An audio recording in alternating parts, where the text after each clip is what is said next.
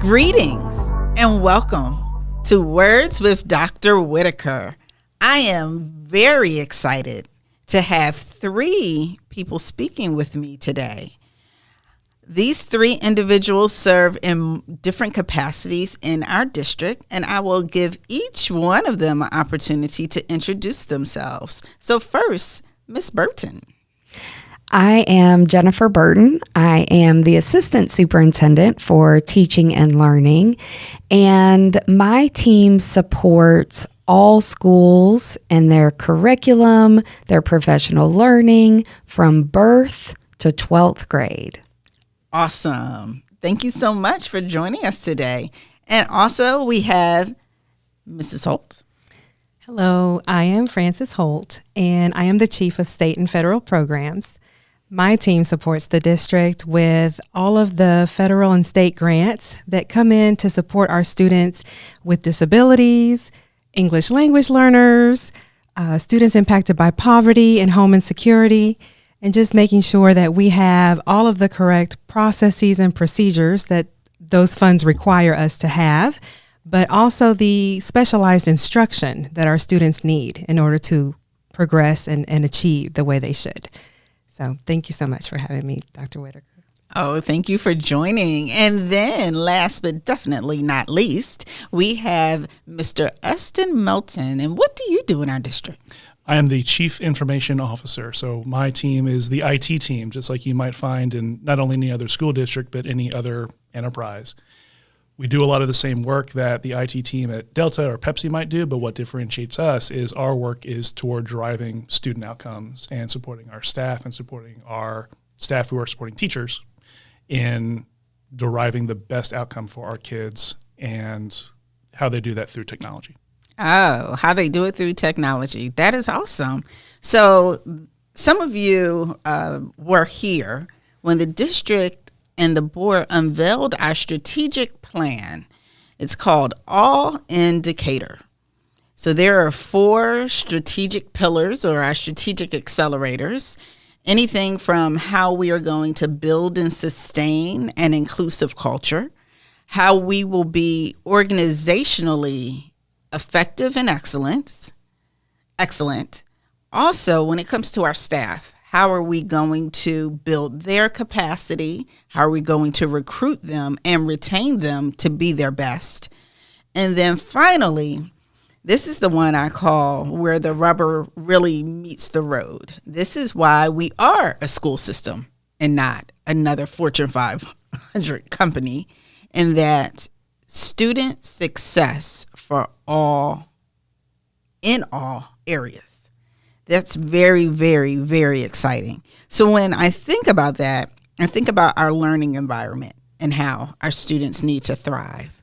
I think about the outcomes for students and the outcomes for all students. And each and every one of you have a different place in that strategic plan, in this specific strategic accelerator. So actually, Eston, I'm going to start with you. Talk to me a little bit about what does it mean to have students who are able to thrive and have access equitably to technology to do so? One way to look at the way that we support equitable access to technology is to consider how much time we can return to teachers and students to remove the cognitive load and the balance of dealing with technology so that teachers can focus on teaching and kids can focus on their learning. Okay. So one way that we provide that is through just equal access to technology in the classroom. Mm-hmm. All of our students, 6 through 12, they have a device that is assigned to them. Wait a second. Yes, ma'am. Every student has a device that is assigned to them in grades 6 through 12. Yes, ma'am. Okay. And it travels with them between school, and that alleviates the need for families to go out and buy a computer. Mm-hmm. It alleviates the uncertainty for teachers about whether a student can access their learning when they're not in the classroom. Okay. We also provide devices in the schoolhouse, carts of devices for all of our kids, all of our classrooms 3 through 5, and we have a saturation of equipment K through 2. And so we remove from our teachers the anxiety of, can I get my hands on something so that I can deliver the content that increasingly lives online? Yes. And it increasingly lives online, even in this post-COVID, kind of end of COVID era that we're in. Why is that access to technology still something that we need to focus on? Even though we're still calibrating just within schools and outside of schools about where we want to see kids with technology, the trajectory of our economy and the world we live in is the tech piece is not going away. Oh, it's not. We need them to be future ready. We need them to be future ready. We need our buildings and our environments that they're learning in to be future ready. Okay. One way over the last couple of years that we have leaned toward the future ready learning environment, and this is just a small piece, but an exemplar of, is when we did our last interactive flat panel. So an interactive flat panel is like a big old TV that's in the classroom. You can touch it. You can whiteboard on it. Of course. They used to be consistently bolted to the wall. Instructionally, though, and when we think about the environments where our workforce is, that's a pretty limiting factor to a teacher's flexibility to do direct instruction one day or small group or stations another day. So when we did the last refresh, particularly at our elementary level, we took those off the wall, we put them on wheels so that our teachers and our kids would have some flexibility with their learning environment. It seems like a small change, but it brought flexibility to the classroom level that we increasingly over the last couple of years, we've seen our staff start to take advantage of. And again, it removes one potential barrier from our teachers being able to do what they want to do with our students. Yes. Awesome. So identifying barriers with our students. So, Jennifer, when we think about educating all students, we definitely think everyone needs access to a guaranteed and viable curriculum. Talk to me about, in our school system, in the city schools of Decatur, what is your vision for a truly guaranteed and viable curriculum, regardless of classroom, regardless of teacher, all students having access? So a guaranteed and viable curriculum starts with standards. So we have to start with our Georgia standards, making sure that our teachers really unpack those standards so there's a strong understanding of what they're teaching. A guaranteed and viable curriculum is a strong Tier 1 curriculum. It has to be engaging. It needs to be hands-on and multisensory. Yes. And it has to challenge our students. It has to push their thinking and stretch and grow them. And one of the things I love about our strategic plan is it says that our students will be able to achieve at the highest academic levels possible. Well, when we are creating what that norm would be, the norm is based upon the standards. So I understand why that guaranteed and viable curriculum is important. But Mrs. Holt. Yes, ma'am. So what does that mean for a student that's potentially English is their second language? How are they able to access that type of curriculum? Well, the standards have to be taught in every classroom. Oh. And it doesn't matter whether the student is new to our country, new to our state, or if they have a disability. The standards-based instruction needs to be across the board, available to all, because the students are not tiered. The supports are tiered. The students receive those different supports. And so when you see our students with English as a second language, and you see our students with disabilities, they are throughout all of the supports levels that we have. So it is so important that all of our teachers are receiving the resources from Tier 1, the training from Tier 1, and that they are having, the students are having access to those standards in their curriculum and not being removed from them. Awesome. So I think you were about to talk about, or really leading us into a conversation that we have been having around multiple tiers of support. So that MTSS process that really more so starts with you, and I think it probably ends about with you. So if you would, what is MTSS? where are we in our district? I know the school board was very, very eager to hear some of the things that we have planned for MTSS. So talk to me about that. Sure. So MTSS is multi-tiered system of supports. And when a student is experiencing Tier 1 instruction, and Tier 1 instruction is sound, but they're not responding. So they have some gaps. So wait a second. You said Tier 1 instruction. Mm-hmm. If I'm not an educator, what is Tier 1 instruction? Tier 1 instruction is the gold standard that every student should be receiving. That first time instruction. That's right. That's right. Okay. Yes. Now, if a student is struggling, so they've experienced Tier 1 instruction, they have their phonics block, but they're still struggling in phonics, let's say. Okay. We're going to move to Tier 2. And that means that in addition to Tier 1, so they're still going to get their same phonics instruction, they're going to get a little something extra. Oh. Yep. So a couple times a week, they are going to get extra practice and support in phonics. Okay. Now, we're going to do that for weeks and see, okay, because we want them to get back to Tier 1. Mm-hmm. Mm-hmm. But if they're still not responding, then we're going to move to a more intensive intervention. We might change the intervention, or we might decide, no, they just need more of the same intervention.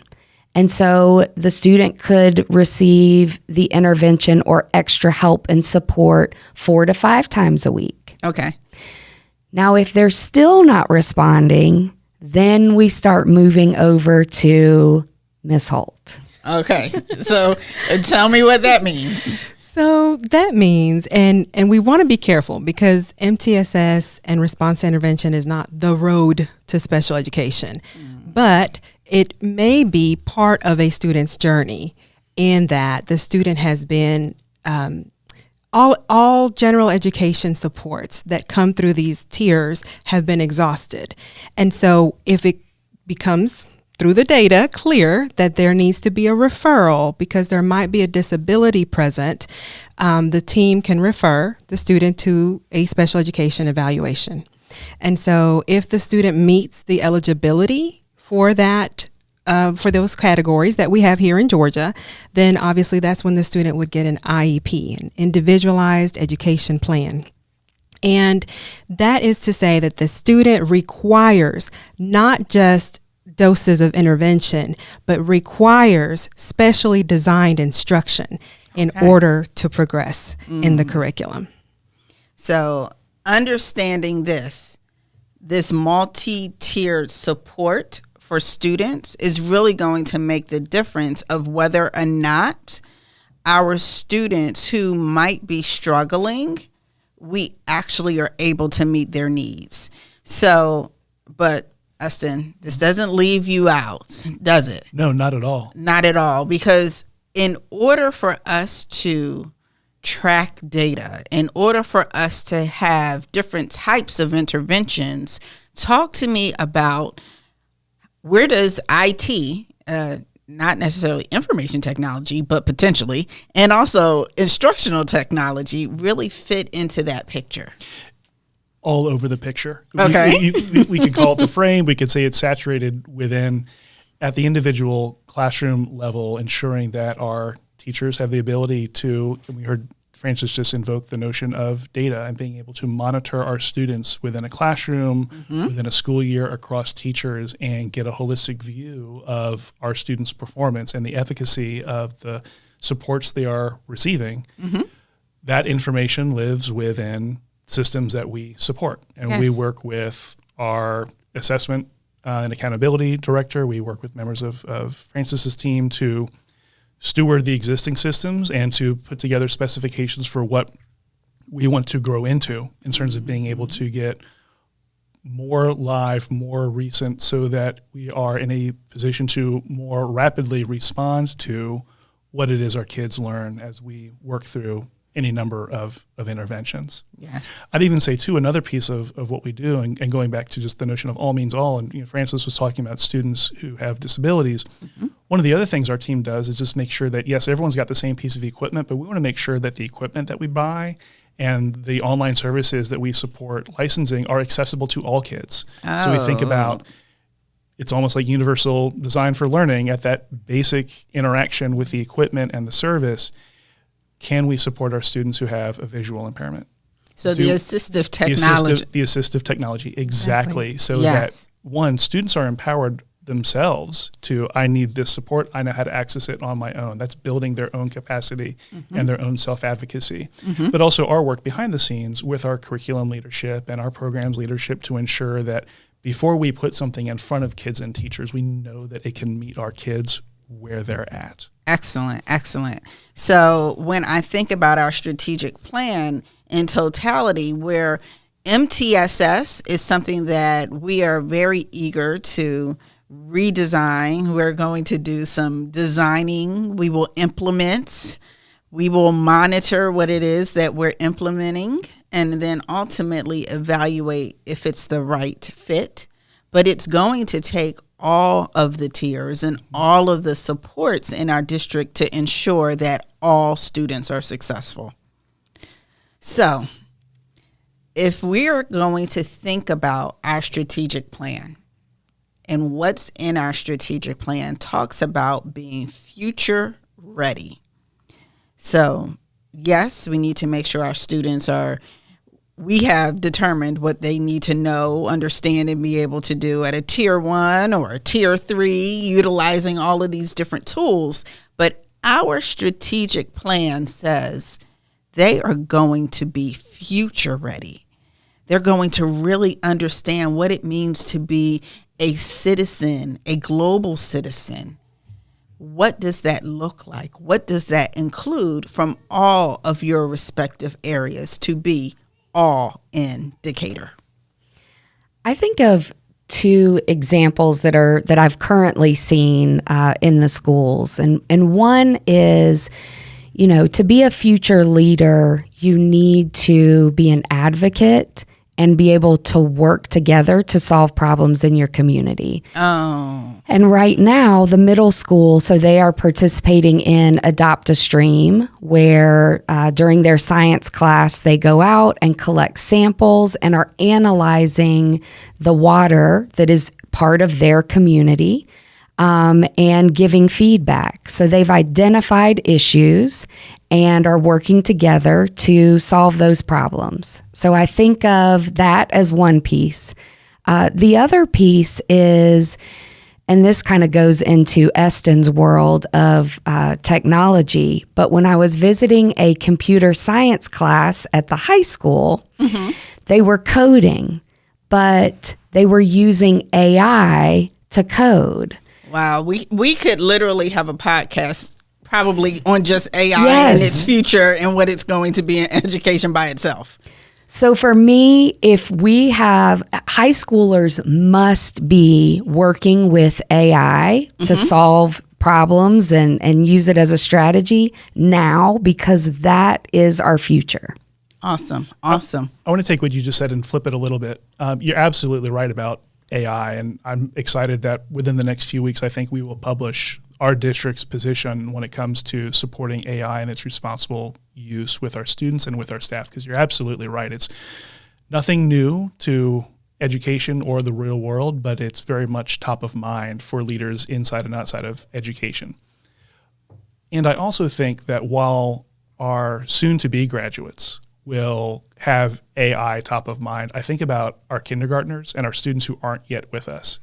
Because what is AI for our older kids now might very well be something totally different for them. Yes. And so coming back to the first thing you mentioned about just engagement, I think a huge piece of future readiness is, regardless of the hot topic, how are we developing our young students? And to echo what you said this morning at Chamber of Commerce, it starts in utero. Like you talked about literacy, but it's all of these really practical, essential skills. From the youngest age that they are with us, how are we preparing? We need to prepare our students to be critical thinkers, to be evaluators, whether it is AI or disinformation in the news was a big thing for us a few years ago.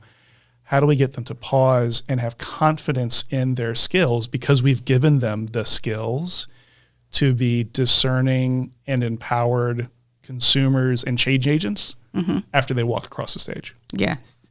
And that really kind of takes us to future ready for all learners in our district. So we often talk about transition, and I was just thinking about that. I am sure, because we've been having those conversations. Yes. So future ready for the students that you represent, where all in Decatur means truly all. Yo no siempre hablé inglés. Oh, Francis. I had to learn how to speak English. Oh, okay. I had to have access. I had to have instruction. I had to have all of the things that all students need. I had to have my parents engaged. That's important. And so as a student who had to learn English and participated in an ESOL program, I can tell you that is not always easy, right? Like, families need education, families need to know what's available. And also, as a parent of a student with a disability, you have to really educate yourself into what's going on in the school system. So for the students I think about in our programs, I think about access, I think about inclusion, I think about the transitions that occur into school throughout the grade bands and then to post-secondary, because all students need to be able to have that those transitions be smooth throughout. And I left one out. The transition into school for the first time is critical. And so how are we supporting the students and their families throughout? Excellent. Excellent. So I think we have an idea of what it means to be future ready in our district. Obviously, this is not the exhaustive list of what it is, but this is some of the things that it means to be all in Decatur. So. Well, I want to say thank you so much for all of you for joining today on Words with Dr. Whitaker. I would say it was a typical day. It was a full day. So, Esther, you mentioned that we started out with the DeKalb Chamber this morning, learning a little more about the ways in which we will develop the talent who are our students. And then, of course, engaging in a canvas where we walked the building, we debriefed with the principal, we looked at our student data, and guess what? It is definitely student focused. Absolutely. And now, with Words with Dr. Whitaker, a traditional day in CSD. Yes. All right, guys. Thank you so much for coming on today. Thank you for serving. Thank you for what you do each and every day here in CSD. Thank you. And thank you for participating and listening to Words with Dr. Whitaker.